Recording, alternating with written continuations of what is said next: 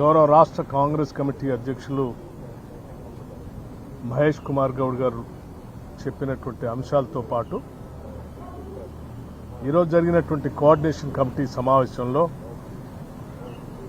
భారత ప్రజాస్వామ్యానికి భారత రాజ్యాంగానికి మూల స్తంభం లాగా నిలబడేటువంటి పౌరుడ ఓటు హక్కుని ప్రతి ఒక్కళ్ళకి అందించాలనేటువంటి లక్ష్యం కాంగ్రెస్ పార్టీ తీసుకొని ముందుకు పోతా ఉంది.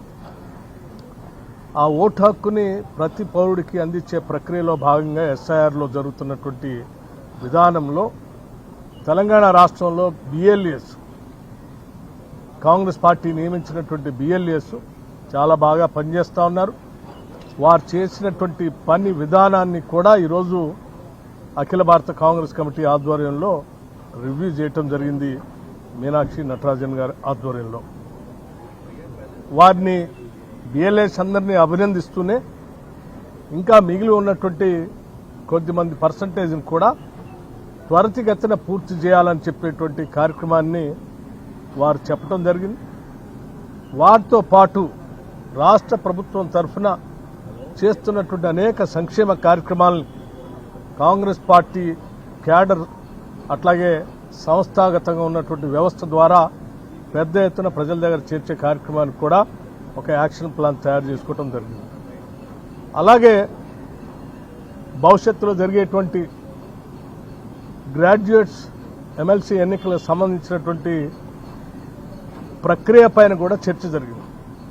అందులో ప్రధానంగా గ్రాడ్యుయేట్స్ ఓటర్స్ ఎన్రోల్మెంట్ గురించి, అట్లాగే గ్రాడ్యుయేట్స్ నుంచి ఔత్సాహికులు పోటీ చేయాలనుకున్నటువంటి కాంగ్రెస్ పార్టీ తరఫు నుంచి పోటీ చేయాలనుకున్న ఔత్సాహికుల గురించి కూడా ఏ రకమైనటువంటి విధానపరమైన నిర్ణయాలు తీసుకోవాలనే దాని మీద కూడా మార్గదర్శకత్వం చేయటం జరిగింది.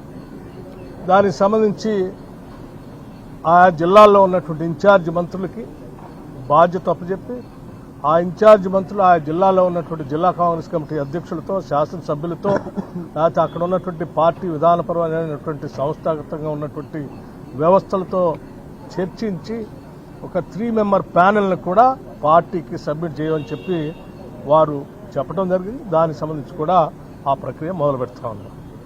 ఈ కోఆర్డినేషన్ కమిటీ ఇందిరాభవన్లో అనేక విషయాలపైన, ఈ ప్రత్యేకంగా ఎస్ఐఆర్ పైన, ఈ ప్రభుత్వం చేపడుతున్నటువంటి సంక్షేమ కార్యక్రమాలపైన, శాసన మండలి గ్రాడ్యుయేట్స్ ఎన్నికలపైన ప్రధానంగా 3 అంశాలపైన చర్చ జరిగి విధానపరమైన నిర్ణయాలు తీసుకుంటాం.